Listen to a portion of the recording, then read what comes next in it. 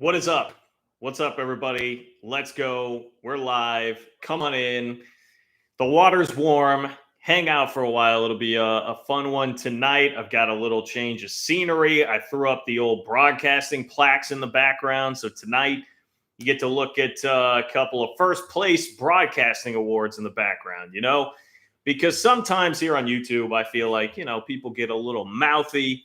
I think just anybody can come behind a microphone here and start talking about Big 12 football on YouTube. My friends, a decade's worth of experience condensed into 4 plaques back behind me should prove my worth to you. And that is how we're off and running today with the start of this show. Obviously, some of that said tongue in cheek, but I did want to change up the decoration there. Tonight, you see the video is teased with some Oklahoma hypocrisy. God, that's a tough word apparently for me to say. They didn't teach me that one in broadcast school when I went there to eventually earn those awards. We are going to talk about that. It centers around recruiting. The Sooners have landed a big recruit right out of my backyard in the state of Kansas from Hays, Kansas. Jaron Kanik, who is going to be an Oklahoma Sooner.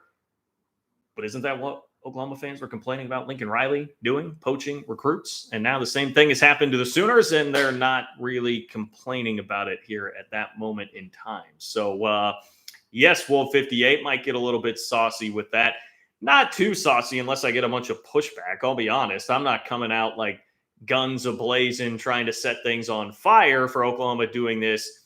It's more about the overall point of the fan reaction and what the clear motivation or motive was the entire time all of this was happening with Oklahoma. It really just underscores a point that I've made for a long time. It's kind of a general theme here. You guys will figure out. Like I'm just pretty right most of the time, right? So my takes just get more and more correct as they age. They age like a fine wine. I've got a couple bottles of wine actually sitting over there that have been aging for a little while now because I never drink them. And my takes just absolutely age in the same way. So get ready for that. Okay, everything else right now in the sports world seems to revolve around COVID, unfortunately. COVID is what is dominating the conversation, and it starts with the bowl games in our world for college football, right? So we found out today about Texas A&M bailing out of the Gator Bowl, which if we really want to come out guns a-blazing on somebody, it is Texas A&M that deserves to take some shots today for clearly just ducking the Gator Bowl. I mean, just very clearly ducking a game against Wake Forest that would be very losable for them when they don't really care. If they have a lot of guys going pro, opting out, et cetera, et cetera. There's 9 days until the bowl game. There's 9 days until this game is supposed to be played.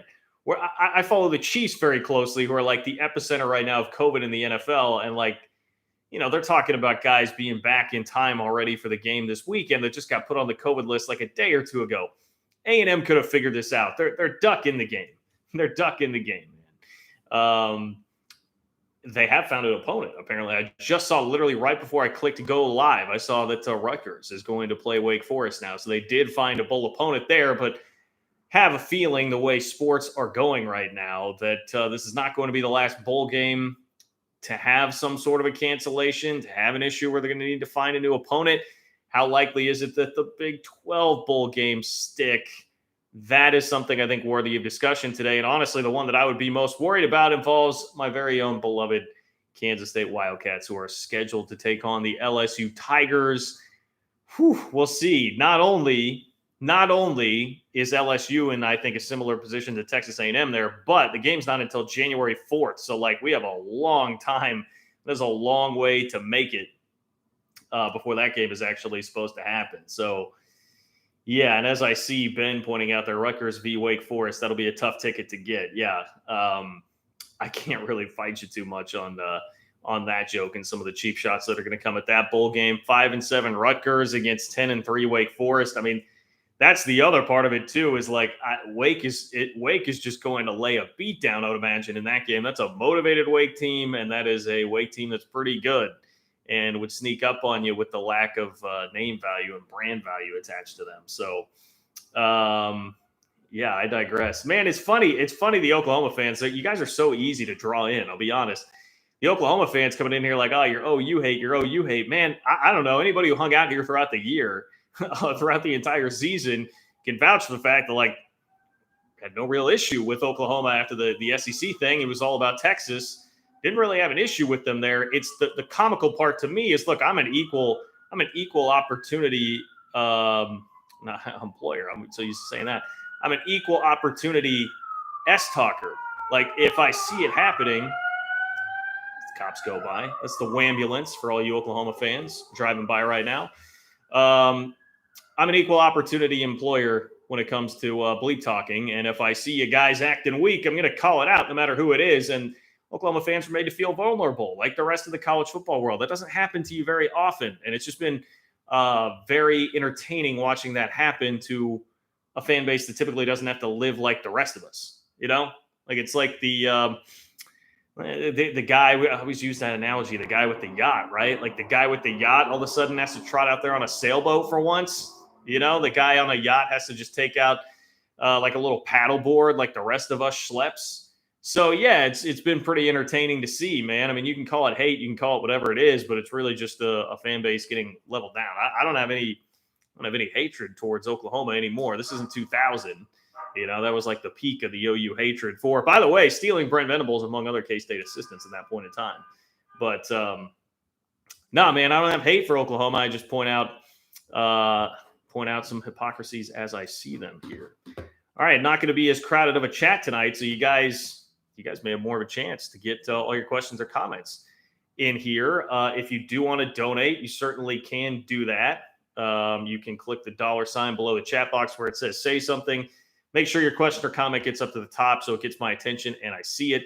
We'll supersede everything else in the chat. Plus, you can donate and just support the work that I'm doing here. And I will go ahead and give you this heads up. I was going to give it to you at the end before I bail on this one, but I think I'm just going to skip the end of the week chat this time around and wait until next Wednesday to come back around and talk to you guys. Just too much going on with the holidays. I'm going to be traveling. And to be honest, I just kind of want a little bit of a break anyway. So I'm going to allow myself that on Sunday. I'll try and get you some content in the meantime. I still have one video with Sam Bradshaw previewing Big 12 bowl games that I need to get out there that's already recorded. So you can at least get that here at some point in time. All right, Big 12 bowls. We will talk about that and the likelihood of those games getting in. Jaron Kanak, we're going to talk about that. Big 12 basketball. I'm going to work in just a tiny little bit of Big 12 basketball. Not that I have been following the league super closely because I don't have enough bandwidth for that right now, but just general big picture view. I mean, the league is very, very good, especially when you take into account the newcomers that are coming into the league. And I've even got some things that very much annoy me that are two of my typical sparring partners here. They involve two of my typical sparring partners. And I'm just going to let it loose. I decided today, I was like, I need to make these live chats a little bit more like my radio show used to be, which is diving into typical tropes and just not sticking purely to like all these like very cut and dried sports stories. Let some of my personality show a little bit more. So I may start working more of that stuff in. I'm going to get to that later on here as well before we are done. I have paid plenty of attention to the Jaron Kanak situation. Steve, my guy, he is from Hays, Kansas. Have family from Hays. I've been to Hays many a time. Steve, have you ever been to Hays, Kansas? All right, I got boots on the ground in Hays, Kansas. I know what's going on with Jaron Kanak. I know the Oklahoma spin here. All right, but I still have a fair point to make about the Jaron Kanak situation. Steve, he's not walking on. Jaron Kanak is not walking on. The report has already been from an OU site that he is going to get financial aid until I think it's like February 3rd or something, and then he'll go on scholarship after that. He is absolutely not walking on. That is not accurate. So get that all the way out of here and maybe get your sources back on lock a little bit in Hays. It's Hays America is actually how it's referred to, not Hays, Kansas, Hays America. Okay, so now it's pivoted. I love this. I've already got Oklahoma fans backing off. Wolf58, I'll answer your question real quick too. YouTube TV is solved. YouTube TV got ESPN back. I've got Missouri and Army right now actually fired up on YouTube TV as we speak. So we're good there. Mizzou winning 16-7. Mizzou hates America, not letting Army win. All right. You know what? We'll start with the Oklahoma stuff here since it's already generating a little bit of back and forth and some sparring. Even though I think the bigger overarching story right now is like bowl games and what's what's going on with Big 12 bowl games potentially here? Are they going to be in the same sort of trouble that we've already seen happen to the Gator Bowl? But this is the story. So Oklahoma is going to get Jaren Kanak. He is a 4-star recruit out of Hayes, America, a.k.a. Hayes, Kansas. He was committed for a very long time to Clemson because of Brent Venables. And it's very easy to see the connection here why Brent Venables, one, was in Kansas recruiting. He is a guy that played at K-State, coached at K-State, has a lot of Kansas connections. He's done it before to pull Isaiah Simmons, who was a first-round draft pick, a top 10 draft pick of the Arizona Cardinals. And that was a kid from Kansas, same kind of caliber. Probably actually Simmons was more lightly recruited than Kanak, but the path has already been laid. Versatile athlete from the state of Kansas turns him into a top 10 pick. Kanak fell in love with Venables, really wanted to be tutored by him with the NFL pedigree there, obviously playing at an amazing program in Clemson as well, would go a long way as far as that is concerned. And then when Venables takes the Oklahoma job, there was really no word. I mean, it was like eerily quiet for a long time on the Kanak front, what was actually going to happen there. And, you know, I kind of poked back and forth with Steve on that whole thing, but I've actually paid a lot of attention to this whole situation because K-State was pretty involved with Jaren Kanak's recruitment. Now, you know, you guys can roll your eyes at this, but the word on the street supposedly was that when he committed to Clemson, K-State essentially finished second. But what they finished second to was not Clemson. They finished second to Brent Venables, which is, i.e., why he's now wound up at Oklahoma. But he didn't sign with Clemson on signing day, obviously, and there was still just crickets on what was going on. And he still has not publicly announced anything, but Oklahoma reporters started doing some digging, and they did the old-fashioned, this brought me back to the days of like checking if K-State junior college recruits were going to get in my time on the K-State beat, where you just go to the university directory and you search the kid's name and see if it pops up as somebody that's actually enrolled in the school. And you can tell and see that he is in the system. So Oklahoma figured out, all right, hey, this kid's in the system. And he's there. I don't, all you Oklahoma fans, I don't understand. He's not walking on. Like, he's going to get a scholarship. I wish I had the story still, but I'll pull it up right now, man. I'll pull it up right now. But anyway, the revelation was they figured out that he is actually enrolled in the school, right? So he's going to be there. And he has not come out with like the big, which actually I'll give Jaren Kanak a lot of credit. In a day and age where everybody wants the graphic with their face and picture and all these words, or the notes app where they're going to say, I'm thanking everybody, my mom, my dad, God, whatever. I'm going to whatever school. He has not done that, but he did get a little shout out from Baker Mayfield, who of course did walk on at Oklahoma and just enrolled himself. And basically, I'm paraphrasing here, but said like, hey, sometimes you have to take matters into your own hands. Just go enroll and do it. And Kanak retweeted that from Baker Mayfield. So essentially a nod to like, yeah, that's what is happening here. So there is that. We basically know now that he's going to Oklahoma.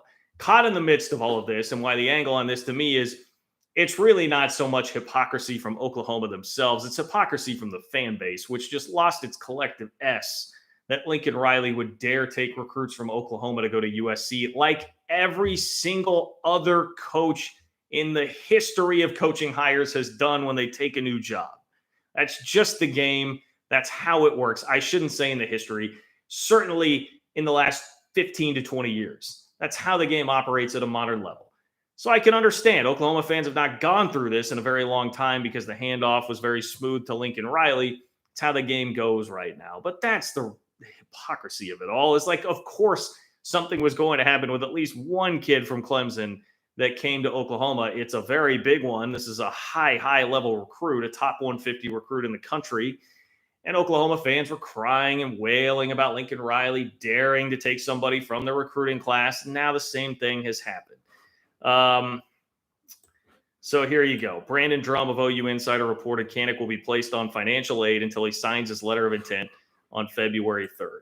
So the dude's going to wind up signing a letter of intent. He's being placed on financial aid until then. So Oklahoma fans, with all this walk-on stuff, please stop. Now, is it, if your argument is going to be, well, Venables didn't actually actively recruit him, he's just forcing himself into Oklahoma. Okay, That's one thing. I didn't say Brent Venables was hypocritical. This is more a take at the fan base and the fan base's reaction to how everything went down. And Boom to the Sooner, I appreciate the donation. Sorry, I just saw that. Boom to the Sooner says, when Kanak came to OU, a tag was attached to him that clearly said "from Santa." Yeah, man, it's a hell of a Christmas present. Kanak is an insane athlete. I mean, look, I have nothing bad to say about how he will fit in at Oklahoma. I think pairing him with Venables is a tremendous combination. If I were Kanak, who's basically listed right now as like an athlete, but is somebody that projects, I think, to play on defense. Like you could play him about anywhere. He's an insane athlete. He's like 6'3", 220. He ran like a 10.37 100-yard dash, slightly wind aided, I think, last year in high school, but that's just unbelievably fast. He's a crazy athlete. He'll be a great pairing with Venables. I think he's going to be a stud.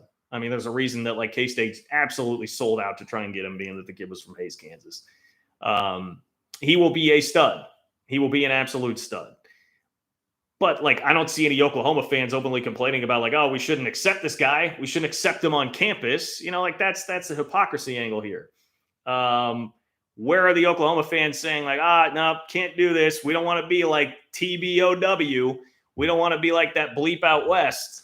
Yeah, that's what the B stands for, right? When you guys all say TBOW, you Oklahoma fans, it stands for that bleep out west, doesn't it? I think I've been able to ascertain that using some context clues here over the last couple of weeks. We don't want to be like that guy stealing people from the recruiting. No. You should turn them away. If Oklahoma fans who so loudly pounded the table when Lincoln Riley came out and took a couple of cats from the recruiting class back out California way with him, you should be saying, no, we won't take you, Kanak. I'm sorry. We cannot do it. You want to come and roll at Oklahoma, you can go to class. You can play on intramural teams like Baker Mayfield did at first. That's fine. But we're not going to actually accept you and let you play on the football team. If you were a real honorable man and didn't want to just play the same game that Lincoln Riley is playing. So, that's what I have to say here, Oklahoma fans, to you. And look, again, the only reason that I really poke and prod here, well, one, it's a big story. I mean, it's one of the biggest things that's happened to the Big 12 in the last week, but it's just to make you guys realize that you're acting just like every other fan base. When I think Oklahoma fans before this year generally thought that they were above that and not above acting like that. It was above having to act like that because nothing would ever happen to us like this because we are Oklahoma. But now that myth has been dispelled and you're not actually too big to fail. It's kind of like I can remember being a teenager and always thinking like, oh, that whole teenage invincibility thing. It was true, man. I mean, we acted reckless in a lot of ways, thinking like, oh, nothing will ever happen. And then I was 15 and I almost died in a car accident. That changes your attitude real quick. I mean, it's like Oklahoma all of a sudden here with this aura of invincibility because it had been so long since they'd had to make a coaching hire, so long since the program had struggled at all. And now you got treated just like 95% of the college football programs out there with your coach leaving you and you left being like, wait, what's happening? They're plucking recruits from us. Wait, what is this? Can this actually happen? Is this a thing? Yes, in fact, it is a thing. It is a thing. And the rest of us, yes, forgive us if we find it amusing at how you react to just being treated like the rest of the college football world. So I just think the Kanak story is an extension of that, where there was so much fire and brimstone about Lincoln Riley, so much, and the character of this guy to go take recruits. Like it was very overblown. It was very overblown. Lincoln Riley was merely operating within the parameters of how college football coaches operate in 2021, almost 2022. And now you're doing the same thing by getting Kanak. And I'm sorry, not walking on. This is not like Jaron Kanak is going and paying his own way to Oklahoma. That will not happen. In fact, he is immediately on financial aid. Again, that is the report. I will read it again. That is the report from Brandon Drum of OU Insider. Now, look, I have a bit of a grasp on the OU beat. I don't really know Brandon Drum, so maybe you guys can tell me something more about the credibility of said report. But I'm seeing that being aggregated by multiple folks that Brandon Drum of OU Insider says he's going immediately on financial aid until he signs a letter of intent, which obviously at that point, you're going to be on scholarship. So you can cut the crap about the walk-on like Baker Mayfield thing. It's not that. It's not that. Yes, boom to the Sooner. This is my crimson shirt. I had to rep OU for this. You can't quite see. It might be an OU. You never know. I see Richard in here. Seeing how I've been an Oklahoma State fan since the late 70s, believe me, all OU fans are full of themselves. Which, to be fair, now I will say this, Richard, to be fair, that Oklahoma has earned it as a program. Oklahoma has that earned arrogance. It's the same thing I say about Kansas fans all the time, being somebody that's grown up around here, especially in Kansas City. It's basically the NBA team of Kansas City, and that's because they have earned it. They're a great program. There's earned arrogance that comes along with that, but that doesn't mean that it's not arrogance. And when you have earned arrogance, it means that people are going to be sitting there waiting for your downfall, waiting for something to happen, and very eager to point out, hey, look, it can happen to you too. And so that is the situation that everybody has found themselves in here, those of us that are not Oklahoma fans anyway. But I should do this. I know lighter crowd tonight. I can understand with the holidays, not as much going on. But if you guys are in here, if you could like the video, it would really help me out, especially all you Oklahoma fans that are just thrilled with what I'm talking about tonight. If you could like the video, that would be awesome. Helps me out with the algorithm, helps boost the views and all that. I see Sid Irish, your thoughts on Oklahoma State and Notre Dame. My thoughts on Oklahoma State and Notre Dame are that I'm actually looking forward to that game because I think that's a game where both sides want to play it. Both sides are going to be pretty eager to play that game. And right now, I just wonder about where we're headed with a bunch of bowl games in terms of the ability to cross the finish line and actually get there and have the games be played. I just hope that the Texas A&M thing doesn't start some sort of trend. And again, yes, Texas A&M has been filled. That spot in the Gator Bowl has been filled by Rutgers. It's pretty disappointing. If you're Wake Forest, you're playing Rutgers all of a sudden instead of Texas A&M, but it is at least an opponent. I just hope that we don't go down that road. We're already having so many opt-outs. We're already having so many guys transferring, like the transfer portal and the coaching carousel and everything that's changed in the college football world. The dynamics of all of that have shifted away from making bowl games very entertaining. It's like you look at Pitt v. Michigan State. We're not going to get Kenneth Walker or Kenny Pickett in that game. You're missing the headliners, and that's becoming more and more of a trend. Well, now if you're going to have schools like Texas A&M just saying, we've got a lot of guys that are already leaving, whether that's for the NFL, whether that's for transfer, and maybe a few for COVID. We're just 9 days in advance. We're just going to punt. We're just going to punt on this whole deal. We're not going to worry about it. Just get rid of it. I hope that does not start a trend. And so what I like about Oklahoma State and Notre Dame, honestly, is that these are two programs. Look, Oklahoma State rose up this year. I'm sure there's still bitter disappointment on the Big 12 championship, of course, but that's a New Year's Six game. Oklahoma State, well, being a very good program, it's not something that happens every single year for them. There's not fatigue of playing in a New Year's Six game. Oklahoma State's going to be fired up for that. Plus, they're playing a huge brand in Notre Dame. Maybe an Oklahoma State fan can fill me in on how often that's happened in history, because Oklahoma State played Notre Dame very much at all in their history. That's a game Oklahoma State will clearly be very motivated for. Notre Dame, the motivation to me, obviously that's a great program that's been to the playoff recently. This is not the playoff, but what it is the first game for Marcus Freeman. So Marcus Freeman, coach that everybody's excited about. I think it's a fascinating hire for Notre Dame. As interesting as that job opening could have been and all the coaches they could have taken, I think Marcus Freeman actually is the most fascinating coach that they could have hired there, just because internal hire at Notre Dame, when you had all of these other options on the table, Fickle, Campbell, guys that presumably would have loved that job, absolutely loved that job. Urban Meyer at one point in time had said Notre Dame was the dream job. He's now available, but yet they stuck it out with the guy who was in-house, who's very young, and that was really, really well liked in the locker room. I think that is a fascinating hire, and I think that makes Notre Dame very motivated, I'm sure, one, to play for him. The guys in the locker room are going to want to play for him just in general, but two, to make their coach look good, to make it look like Notre Dame made the correct hire, and just to get a jump start on what the next era is going to be. Because a lot of times, these programs that are transitioning coaches, like LSU, for instance, with Brian Kelly, you can't have Brian Kelly come in and just coach the bowl game. So interim has to stick it out through the bowl game. It just feels weird and disjointed, and nobody's really caring about that era at all. This connects the previous era to the next era for Notre Dame. So like that to me, I know that's not like in-depth football analysis on the game, but that is why I like that game so much, because the motivation factor I think is going to be there for both of those teams. And that's just going to be missing from so many of these bowl games. We're actually in a period where like a lot of these earlier bowl games, the motivations I think are there more than once we get into the middle and back half of bowl season, where you're starting to get a lot of Power 5 teams and the teams like Texas A&M that may not have as much to play for and just don't care and have more opt-outs and just stuff going on. But right now when it's smaller teams, Mizzou and Army, maybe that doesn't totally fit that bill. But when you have the UTSAs of the world out there playing, for instance, at the end of a great year, I know they didn't win, but Coastal Carolinas, like teams like that, they're going to be, I think, generally more motivated and fired up for the bowl games. And I'm not the biggest bowl game proponent in the world anymore. I certainly understand their place in college football history over the course of time. But at this point, it's just so hard to tell what you're going to get.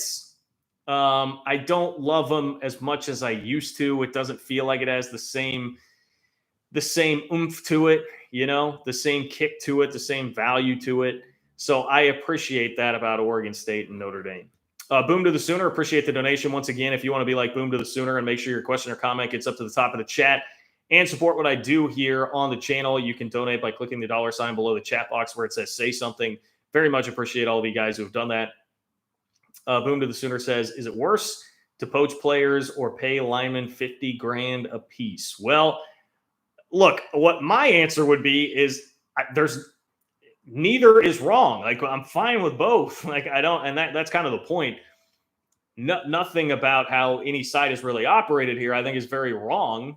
I just think that it's the game, and that's how the game goes. So right now, it's okay to be paying offensive linemen $50,000 a piece. It's also just about the most Texas thing ever to be doing. And especially doing that and like taking some crazy sense of pride in it as if it's going to elevate what have already been top 5 recruiting classes. Like that's going to be the thing that is the differentiator for Texas between a mediocre as hell program to being a national power, like what they seem to think of themselves in their mind as. Both are fine. The real issue here, if you want to attack somebody, and I can't say this enough, it's you go after the NCAA for getting to a point where they just got backed down in court. It was like Shaq backing down Muggsy Bogues, like underneath the basket. All of a sudden, what are you going to do? I mean, you're about to get dunked on. The NCAA refused to compromise and try to put some parameters in place slowly over time. Instead, they don't. They claim amateurism, and now the Band-Aid just gets ripped off. The floodgates are open, and you can do whatever it is that you want. So the villain here is the NCAA in not trying to take a more measured approach to all of this. And now you have Texas offensive linemen getting $50,000 a year to go play there. That's the real problem here. So to be clear on the Kanik thing, just to put a bow on that, like I don't begrudge Oklahoma for it at all. I would not have begrudged Brent Venables for going out and extremely actively recruiting Jaren Kanik to come with him. Doesn't seem like that was necessary at all, which to me is another very convenient part of this story. You can play up, Oklahoma fans can play up the narrative. Well, Brent Venables was, too much a man of integrity to go recruit. He knew Kanik was going to want to come play for him. He knew that wasn't about Clemson and it was about him. Like, you didn't have to put in a bunch of effort to recruit Jaren Kanik to get him over to Oklahoma. Like, that one was in the bag. That was pretty obvious to me from the beginning when he first committed there. Like, that one was in the bag. So, but I don't begrudge him for that at all, because again, that's how the game was played. It's about the hypocrisy of the fan base and the hypocrisy of like thinking that it was wrong for Lincoln Riley to be doing the same to take some guys from OU to USC. So that's where I stand on that. But I appreciate the donations, Boom to the Sooner, and I appreciate you hanging out. Let's see. Baylor Bear. Like the video, Mizzou simultaneously gave up a TD, making that a habit. I see that. We got a game now, 16-14. I, for one, I don't know about you guys. I, for one, am rooting for America here in this game. I would prefer to see Army win and not Mizzou. So let's go. Let's go, Army. I do feel for Mizzou. I don't really have a ton of hatred for Mizzou. I know some Big 12 fans do. I'm just kind of about Missouri at this point in time. But I know how how rough it is to take on one of the service academies in a bowl game, having K-State just played Navy a couple of years ago, where it's like, I know this is a good team. I know they're very capable of beating us. It's also not a brand or a style of play or anything that'll get you fired up at all. So I know it's going to kill the motivation on our guys' side. It's a tough situation to be in if you're Mizzou. So I do feel for Mizzou a little bit on that. Now, as far as the rest of the Big 12 bowl games go, because my thought here was like, as I'm going through topics, I'm like, all right, first of all, my first thought was, is there a Big 12 team that would be interested in playing in the Gator Bowl? And that is because not because they were looking at 5 and 7 teams, which is what eventually happened with Rutgers now filling that spot. But there was a tweet from Pete Thamel earlier today of Yahoo Sports that said they were considering having a team that had already played a bowl game rack it back up for another bowl game to go play this one against Wake Forest. And I actually thought in my mind, I was like, boy, if I'm BYU, does that not sound a little bit intriguing? Does that not sound a little bit intriguing if I'm BYU to think like, we just have a terrible taste in our mouth because of the UAB game and we got screwed on our bowl game destination. Now we could go play a better bowl game here, generate some more national exposure with this big story by going to play the game. I think that's a winnable game. Wake Forest is pretty good, but that's a game like BYU could win. Now, it would be, I would think, a very tall task to refocus everybody. First of all, gather everybody together. I would imagine people have dispersed for the holidays by this point in time, but like, get everybody together, get them on the same page, get them motivated, formulate a game plan. Like all that stuff would be really, really tough. I don't know if it's something you would actually want to take on, but I just thought if there's anybody in the country that you would think like might actually have a little bit of interest in trying to roll that back and play another bowl game, I would think BYU would be one of those schools that would be very, very interesting.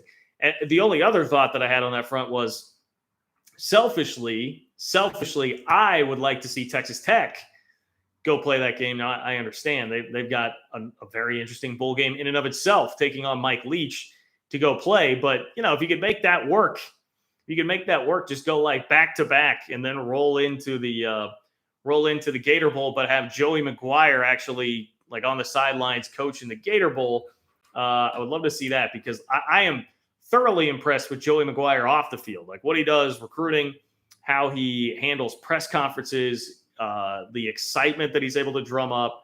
I'm all in on that part of Joey McGuire. I don't doubt any of that stuff. I think he's already proven that much to me and pretty much everybody. But what I wonder about is like, what's going to happen when he actually gets out there on the field and has to coach, because that is where the resume is a little lacking, right? In terms of the actual like on-field coaching chops. Now, if he can put together a great staff, I'm not trying to run down Joey McGuire. I think it's a phenomenal hire for Tech. It's generated a lot of great publicity, even getting in the game for Quinn Ewers. Like I'm sold on that part. I get the excitement. I get the appeal. It's a very, very, very exciting hire for Tech. But the holes in the resume are like, what's going to happen when he actually is out there like as a coach, the actual X's and O's coaching chops thing. So if I could actually see that in action, just get a little preview of it in what would have been a wildly unfair scenario and situation for him to step into, I would have actually liked to have just seen what happens there. Would have definitely enjoyed that. Oh, Chad, what's up, Chad? Chad's in here to hate all over the chat. You guys, wink, wink. Be very, very nice to Chad in there as he comes to stink up the thing as per usual. Okay, so the rest of the Big 12 bowl games, I think the one that would be most in danger here if we are going to keep going down this road of COVID really wreaking a lot of havoc, I think the bowl game that you would worry about the most is K-State LSU, because LSU is the program that I would think has to be looking around and what happened in College Station like, whoa, wait, hold on. We can do that? We can do that? I bet the wheels start turning like, all right, we got a bunch of dudes that have already opted out. I saw there was a linebacker today from LSU that announced he's going pro, not going to be playing in the bowl game. I've seen a lot of that. Obviously, they have insane quarterback issues where, like, Chris Kleiman was asked at his press conference the other day, like, what quarterback are you preparing for? And he said, that's a great question. LSU has a lot of personnel issues. They have a new coach coming in Brian Kelly, the new era, interim coach trying to keep it all together right now. It seems very weird and bizarre already. Clearly, it's a program with expectations set much higher than playing in the Texas Bowl. That seems to me like the ideal candidate to just be like, forget this. We don't need this. We don't need to go play a game against K-State, which is a losable game, not one that we're going to be particularly fired up to play. It's January 4th, right? It's like after the semifinal games. Why are we doing this? That, to me, would be the candidate to do it. A&M in an almost identical situation, except instead of the new coach that you're excited about, it's number one recruiting class in the country that you're excited about. Where A&M saying, well, we're excited for the next era. We're excited for the number one recruiting class to come in here. And disappointing year this year, even though we did beat Alabama, it was not competing near the top like we thought we would be. Let's just, just move on. And Jimbo, I would imagine Jimbo's been devoting much more of his time to locking down guys that they're still in battles for. That's the other thing. A&M already has this like number one, number two recruiting class, depending on where you look. And then they're still involved in the recruitment of like 4 other 5-star kids that haven't decided yet. So there's a lot going on there that I don't think involved preparing for Wake Forest in the Gator Bowl. LSU has to be the same way with all the moving parts in their program right now. So I very much worry about the likelihood of that. And I actually I had a little birdie talk to me today about that and voiced some concerns as well. And all you have to do is kind of connect the dots on like what side my information would be coming from on that, and understand that I think there is some legitimate question to whether or not that game is going to happen. Again, a big part of it is you got to make it all the way to January 4th. Like, there is a long way to go before we cross the finish line on that one to have a game actually kick off. So we'll see. Oregon, Oklahoma was another one where I was like, do either of those teams want to be there and play that game? Either Oklahoma or Oregon. Disappointing seasons, disappointing ends to the season really is probably the correct way to phrase that for both. Disappointing ends to the season where they kind of come off the rails, and then the coach bails. And I think there's a lot of hard feelings in both places. You guys don't need me to reiterate and relitigate the past with the Oklahoma but hurt feelings on that side, and Oregon losing Mario Cristobal to Miami, which I'm sure Oregon feels is an inferior program, and probably rightfully so. That's a tough blow to absorb as well. They both have new eras moving on. I mean, Bob Stoops is going to be coaching in this game. Now, I very much want to see that. I mean, I'm here for that, but I don't know how here for it the rest of everybody involved at Oklahoma and or Oregon would be. So, maybe that's one where you could both get together and be like, we got some COVID cases. Let's forget this. Let's just punt on this game. I know there's a lot more at stake. Payouts don't happen. Like, money is on the table here. Like Texas A&M, I saw the payout for the Gator Bowl, I think was like $5.6 million. So, there's a payout that's not coming back to the conference for that. There are going to be motivations and pressures there to play the game, but you can fudge some of the numbers on that. I think even last year, some of the conversations that I heard about how these COVID postponements worked in games like that. Like, if you were a team or a school, like some schools, teams pushed harder in situations. Some did not push as hard and actually went through and played games when perhaps they could have gotten it postponed. So there's always some wiggle room there. And Oregon and Oklahoma obviously have a lot of clout in both of their conferences. I would think if they really wanted to make that game not happen, they probably could. But there are a lot of bowl games that I think are going to happen no matter what. Like Mississippi State, Texas Tech. We already talked about the Red Raiders a little bit. Mississippi State, Texas Tech. Mike Leach wants a piece of Tech. Mike Leach wants a piece of Tech. That game, if there's any say in it for Leach, I'm sure is going to happen. And that's even with the knowledge that I did see a report out there at one point in time that Leach and Mississippi State were trying to resist that game at first. Like, they didn't actually want to play the game against Texas Tech, which I would just have to imagine was like Leach not wanting to get involved with the X, right? Not be around the X. You don't want to show up to the party where the X is going to be there. But then, once you're in it, once you're there, once you're competing, Leach is still a man who feels like he's owed 7 figures from Texas Tech for what season was that, Tech fans? Is that like the 2009 season? 2009, I think, is what the dispute was over the money for. Anyway, that's a hell of a lot of motivation if you're Mike Leach, plus the pride, obviously, and how everything went down at Tech. That one I would imagine is probably going to happen. Notre Dame, I already talked about Notre Dame and Oklahoma State. The motivations there are The motivations there are very clear on both sides, and I think that game is definitely going to happen. Ole Miss Baylor's another one. I mean, like Baylor obviously fired up. Now Baylor is a team. It's not like New Year's Six is totally new to Baylor. It's not like New Year's Six is totally new to Ole Miss. But those are two schools that are going to want to play that game that aren't there every single year, right? And had special seasons that they certainly want to cap off and have another shot to watch those teams play. So there's another one. One that I don't really have a great feel for, like West Virginia, Minnesota. I don't know. I guess I suppose you want to play that game.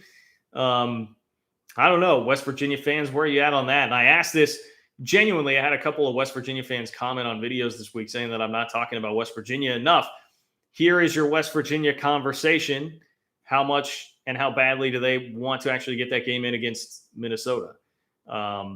Again, I know West Virginia signed a pretty good recruiting class, like a top 40, top 35 recruiting class, depending on where it is that you look. I think Rivals actually added top 25, and they've got a stud quarterback coming in, so everybody's looking toward the future and toward a new era. I don't know how juiced up West Virginia would actually be to play that game. But I don't know. Look, if there is West Virginia content that I'm missing out on, I will just reiterate the statement here, the same thing I said to one of the gentlemen in the comments. Pitch me the West Virginia angle, and if it's interesting, I will talk about it. But that's kind of the point here. I need some sort of interesting hook. It was not the most interesting year for West Virginia, where they were 6-6, never were seriously involved. They struggled early, were never seriously involved in anything with the conference race, and there just wasn't. It was not like Texas where they were bad, but there's stripper monkeys running around everywhere. West Virginia had no stripper monkeys this year, so.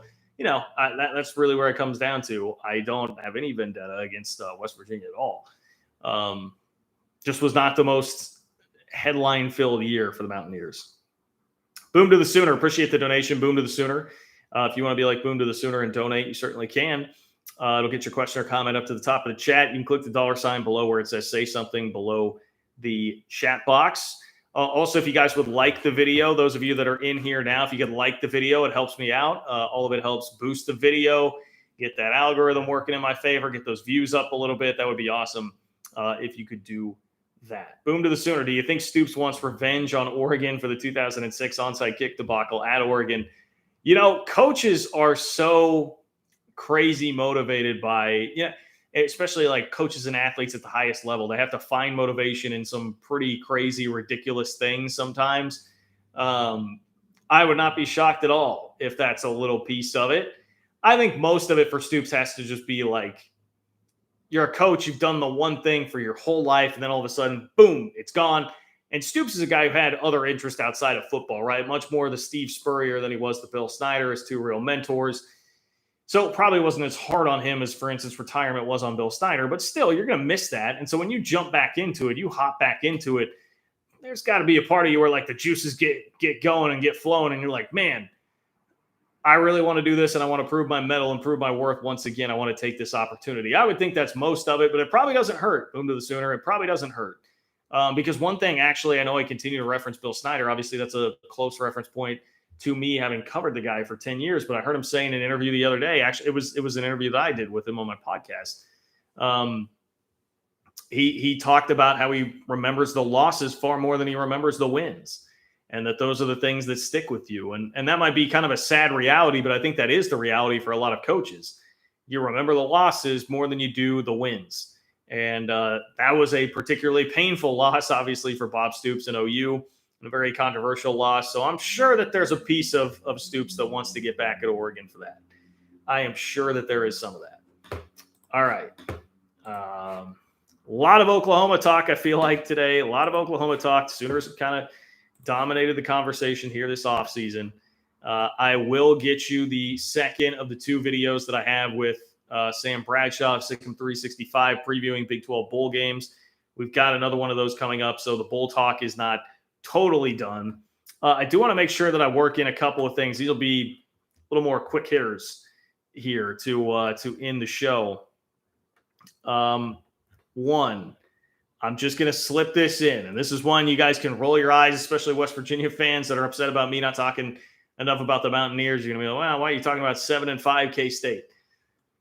I'm just saying K-State got to me even a little bit more intriguing as it relates to next year and trying to threaten to be in the Big 12 title race. We know about Adrian Martinez coming in, the wildly talented but very erratic Nebraska quarterback. He's going to be paired with Deuce Vaughn. I think that will be a really fun backfield to watch. By that, I mean, who the hell knows what's going to happen with Adrian Martinez? That could go up, down, anywhere. But the other thing we found out this week is that Adrian Martinez is going to be able to take part in some spring football, which he had a shoulder injury. And I think the initial thought was like he wouldn't be able to do anything in spring. It was going to be just throw him in fall camp and compete.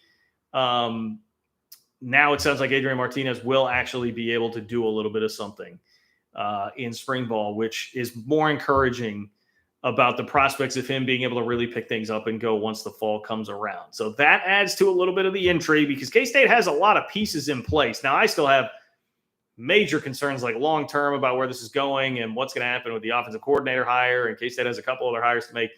Recruiting continues to be stuck in a not great place, but they are a developmental program, and they've developed guys like Deuce Vaughn and Felix Anudike-Uzama, consensus All-American, borderline All-American on each side of the ball, and that's a piece of this. Plus, we found out this week Eli Huggins, who's an all-conference caliber defensive tackle, he's coming back for his 6th year.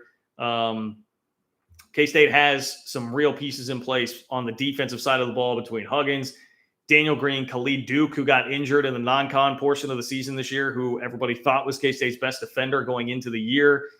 And then again, Adrian Martinez, Deuce Vaughn, experienced offensive line. There's a lot there. I think K-State will have a case to be an 8 or 9 win team, which is pushing that boundary of like, okay, are you going to be in legitimate competition there toward the end of the year for the Big 12 championship game? Just pointing that out. All right. Josh Hayes was also added, a transfer from Virginia who spent time at North Dakota State before that. Pretty highly sought after transfer. For when he went to Virginia, and then injuries really sidelined him this year. I see Teen to win. I agree. He speaks way too much about K-State being the voice of the Big 12. He's the voice of K-State like 40% of the time. Well, T, I mean, here's the reality, dog. I literally 2 months ago left a job where I covered the K-State beat for 10 years. A general, I don't know, 40, 50%, but maybe not that high. A lot of the followers here on the channel are K-State fans, so there are a lot of K-State questions that get asked. That's just a natural bias that is going to be there. So you can, I guess, like, this is America, love it or leave it, right? Like, you know, you can get out if you want. Yes, there's going to be a little bit more K-State in there because my reference points are going to be K-State centric a lot of times. That's just life, you know. If you grew up, by the way, Daniel, appreciate the donation. Shout out to Daniel for the donation. I didn't see any. I do see a message, just a Merry Christmas message. Thank you, Daniel. Much appreciate that. But you know, T, I would say, like, if you grew up in the Midwest, you got on the West Coast, talk to somebody. A lot of your references are going to be from the Midwest because that's what you know and that's what you've been around. So I try very hard to not make it too K-State focused. And that's why you'll find, like, at times I do K-State focused chats where it's just that to get the K-State fans' questions off. I try not to beat you over the head with it too much. That was one thing I slipped in this week just because, again, with the Adrian Martinez news, that does make K-State a little more on the radar nationally, whether or not that's going to be good or bad ultimately for the team. Some people may just want to watch the world burn and watch that be a disaster. That's just the reality of the situation. So, I try very, very hard. And look, everybody's got a problem. The point is, and this is somewhat on me, myself, and I as well, just like never going to please everybody. Like in the past week, a Texas Tech fan complained to me about not talking enough about Joey McGuire and Texas Tech maybe being one of the teams to run the league. 2 West Virginia fans complained about not enough talk about West Virginia. And now here you are complaining about K-State talk. Like, guys, like, I get it. You're going to be upset about something. Everyone's going to be upset about something. But the numbers show that people are still watching the channel. So I need to just remember that and just do what I do, man. Just do what I do. Boom to the Sooner. Another donation, man. Thank you. Really appreciate it. Boom to the Sooner. Smart strategy by Boom to the Sooner, too, in the way that he operates here in these chats. Sprinkling in the donations periodically so you can kind of like control it and get in multiple questions, multiple takes. I see exactly what you're talking about, or I see exactly what you're doing there, Boom to the Sooner. It's very, very smart, and I appreciate it. Will Baylor men's basketball repeat as national champions, and will OU men's basketball be ranked in the next basketball poll? OU at 10-2. Yeah, look, I think I'll be honest on the poll part of this. I have not specifically followed what's happening in the back end of the top 25 in college basketball enough to really give you a great answer on that. I will be completely honest. College basketball right now, in terms of like the bandwidth, the resources that I have available in my brain, the time that I have in the day to pay attention to things, between a new day job and keeping up with college football, which is what I'm much more interested in right now at this point of the year in anyway, it's just very hard for me to work in very much college basketball. So I can't give you a great answer on that. I do know that I loved seeing Porter Moser, speaking of head coaches at Oklahoma, Porter Moser, I love that clip of him like going out into the crowd where he was like screaming in front of the student section and like soaking all of that up. Porter Moser's a really likable guy. Again, shout out to T. K-State specific reference here. My first experience with Porter Moser was when K-State played Loyola in the Elite Eight. What was that, 3 years ago? And was around him then, and Sister Jean and the whole shebang out in Atlanta. That was a blast getting to cover all of that. But just listening to him in the press conference and some of the interactions with him and his players, like very clear that he was just a really, really well-liked guy. So I had a lot of respect for him then. And then obviously, he just thumped K-State in that game. But I really like Porter Moser. I think you're in very good hands as far as the future of the Oklahoma basketball program is concerned. The problem, if you want like a prognosis on Oklahoma's season, it's going to be the same problem that a lot of teams are going to have. It's like night in, night out. You start going through the Big 12 schedules and looking at like what your week is going to be like on a week-to-week basis playing in that league this year. It is just unreal. I mean, there is nowhere to breathe. There is no room to breathe at all, except for maybe like K-State, TCU, Oklahoma State. I mean, but even then, every team, in fact, I need to just go ahead and get to the stat. This was something I was going to read off today. The Big 12 currently has a combined overall record of 89-16. The four teams who will eventually join the league, Houston, Cincinnati, UCF, and BYU, are combined 35-9. So combined, that's what, like 120 and 25? That is insane. It's insane what the league is doing right now. So many high-profile wins, great teams at the top, and incredibly deep. So, like, that would be the only thing is it's just hard to – I think Oklahoma's a tournament team, and finishing 7th in the Big 12 right now probably gets you into the NCAA tournament. So there's a lot of breathing room there. I wouldn't worry so much, I guess, to also answer your question. I wouldn't worry so much about the top 25. I would be much more worried about just making the tournament the broad scope of the season. And I think in that context, Oklahoma is probably going to be fine. It's just going to be a war night in, night out in this league. And I hate it. Like I'm sounding like the coaches sound every year. And I got so sick of hearing it every year. Big 12 coaches defending the league and being like, man, night in, night out, there are no breaks. This does seem to me like as true as that has ever rang. that statement rings truer this year than other years because of what is at the top with Kansas and Baylor, and then just the incredible depth throughout the league. And I should not leave out Iowa State. I promise you, that was not an intentional slight to Iowa State at all. Iowa State's on an incredible run, just an insane run. Like what TJ, and I'm going to botch his last name, Otzelberger, like what TJ's doing, man. And what Steve Prohm, I saw Steve Prohm lost every game that he played in the year 2021, whereas TJ now's flipped it on its head, and he has won every single game that he's played here in 2021. That is nuts, man. That is absolutely wild that is happening. And that's a great story. Now Iowa State's a top 10 team. So it's just crazy. Will Baylor repeat as national champions? I think they have a chance. But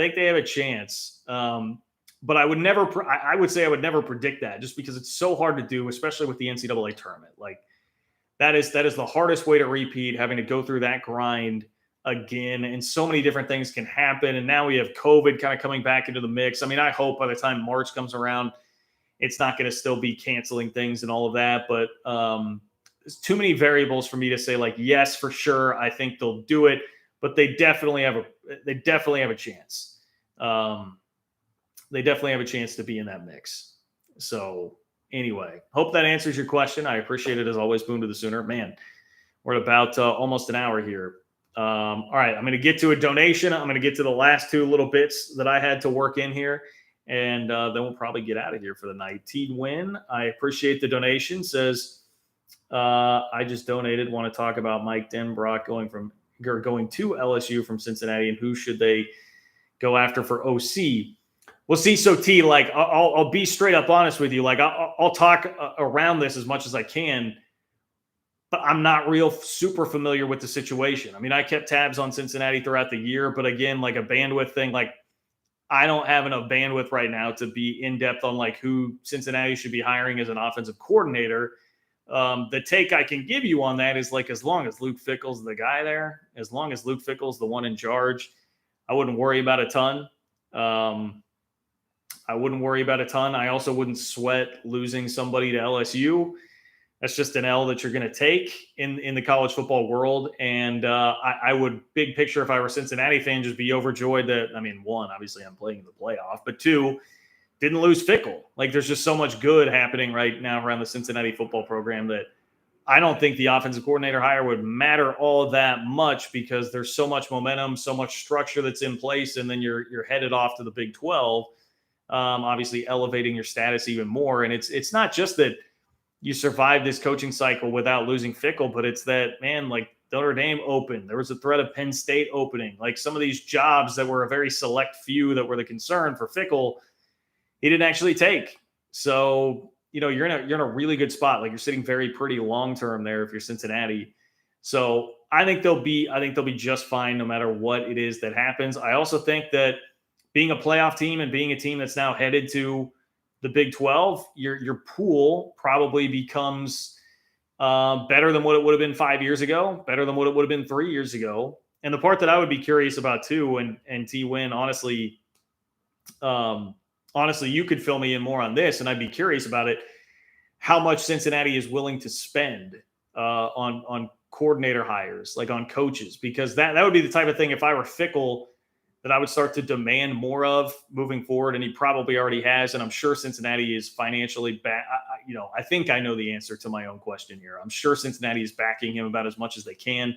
But that's the kind of thing that, like, if I'm Fickell and I'm already being paid very, very well, certainly relative to where I'm at in the college football world, I'm going to start thinking like, well, I need to keep churning out great assistants. I need to continue to have the Marcus Freemans of the world under me. That's going to require a really solid financial commitment from the university. Like, that's the kind of thing I would keep pushing for, because at this point, everything I hear about Fickell, family man, doesn't want to just up and leave for any job, tons of kids, wants to keep the wife happy, seems to love the situation at Cincinnati. So it's not going to be about like, I need a raise every time. It's going to be about, I need to make sure that I can continue to hire the best assistants out there possible.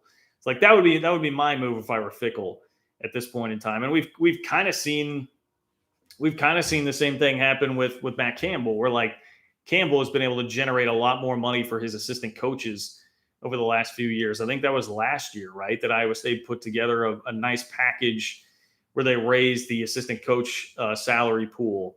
And that's a way to keep making your situation better if you're going to stay at the school that's not the total elite blue blood job, but still be a very hot commodity in college football.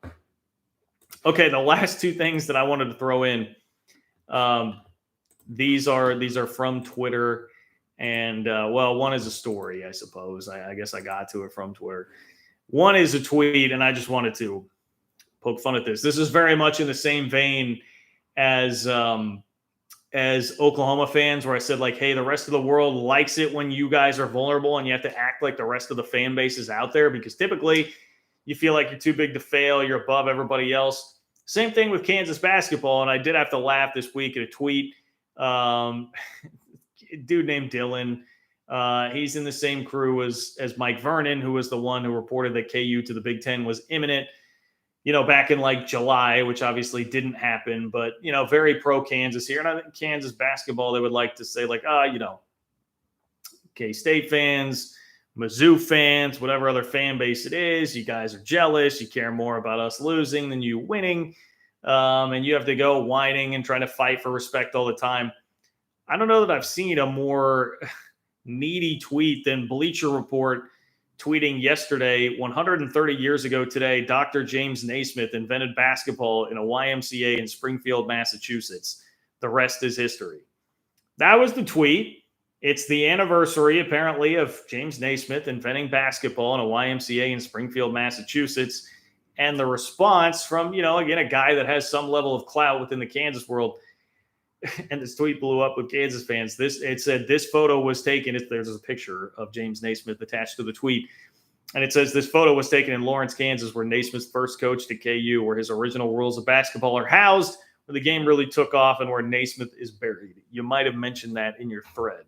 And there was another tweet, too. It was like back-to-back, like the double-barrel, double whammy whining at Bleacher Report, which, there are so many things about this. Like, dude, it's Bleacher Report. Like, I mean, who cares? I don't be that worried about, like, a Bleacher Report tweet. It's not even like we're talking about ESPN here. It's Bleacher Report. Second of all, that is the most, that is such a – listen, I love you, K-State fans. Love you.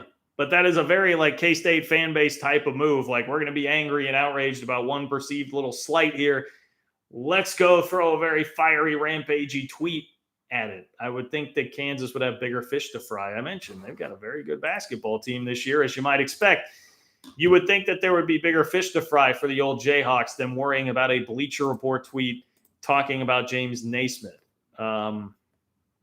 Yeah, pretty ridiculous, man. And it just embodied the thing that's entertaining about it is not the mere fact that it is a Kansas fan whining and groveling with a mid-level national outlet. It is the fact that it's acting the exact same way as all of the fan bases that they would routinely look down on. That's the thing that cracks you up about it. So you enjoy it. You enjoy it when things like that happen. I was certainly very entertained to see that earlier this week. The other one, and look, I'm just playing straight into my same old tropes here and my same old villains and those that come after me with the final two things here. But, and this is somebody I respect. I know he's had a great career. I believe he's come on my radio show before in the 10 years that I did it. Randy Peterson from the Des Moines newspaper. Again, it's nothing personal here, but this is the kind of thing that really just bothers me. And it's a part of why, the sparring back and forth between the Iowa State fan base and me is a thing that keeps happening. But, I was just reading a little write-up that he had where it was 5 points about Clemson and Iowa State in the is it the Cheez-It Bowl now? Yeah, the Cheez-It. It's so hard to keep track. Cheez-It Bowl in Orlando. And one of the points in big bold letters was, don't give me the rhetoric that Clemson isn't motivated to play in the game. Okay, well, here's the description. It says, I heard that notion thrown around shortly after the bowl announcement, given that the Tigers played in the past 6 college football playoffs and won 3 of them. Excuse me, but isn't Iowa State stepping down too after winning a New Year's Six bowl last season? And then, that was it. There was no further added padding to that argument. There was a quote from Dabo Swinney where, he was just saying, hey, we respect this bowl game and we're going to play hard, which, of course he's going to say that. Of course. Dude, comparing, I get it. It's the golden years of Iowa State football. They have never been as relevant or consistently decent as they have been over the last 5 years. So, I understand. I understand fighting for that. And it is, in essence, a lot of the ways exactly what I've been doing for the Big 12 here, an entity that can get looked over and get stepped on and trying to fight for it.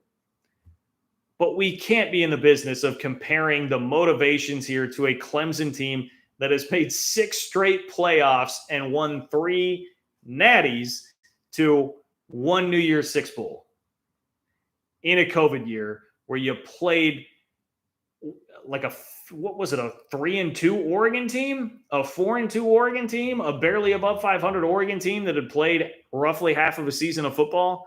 We're going to compare that to 6 straight New Year's Six bowls. That is like comparing a Ferrari to one of those little scooters that you find downtown everywhere. Yes, they are both better than walking, but one's a Ferrari, one's a little scooter. Come on, please. The motivation factor is drastically different. Wildly different between those two. Wildly different. Those are the kind of things that really irk me. It's okay, let's be grounded in reality here. Yes, there are reasons to be excited about the program. Yes, you've certainly earned the respect of many around the country, but let's not take it too far. Let's not push it too far. All right, was I nice enough there? Nice enough? We're over an hour. I got to catch the end of this Mizzou Army game. It looks like things are really heating up here, right? Army has gone ahead, if I do believe so. Yes, Wolf 58. I know you're right. Let Iowa State have some fun. Okay. Well, have your fun. Have fun comparing. Have fun comparing 6 straight college football playoffs to one New Year's Six bowl victory. Take a bow. Do it, Iowa State. Don't let me stop you. Enjoy your Christmas. Merry Christmas to everybody out there. Cyclone Nation. However it is that you guys hashtag it. Merry Christmas to all of you guys, even those of you that think I talk about K-State too much. Sincerely do appreciate you all. It's been this is like where you reflect on the year, right? Especially not going to do a show on Sunday. I'm going to skip that with Christmas. I'll be traveling. Would have been really hard for me to pull off anyway. So I will talk to you guys midweek next week. I'll get you at least some form of content between now and then as well. But enjoy the holiday. Really appreciate all of you guys who have made this a really special year for me in building up this channel, this following. I think I'm going to take it even further next year. So continue to spread the word.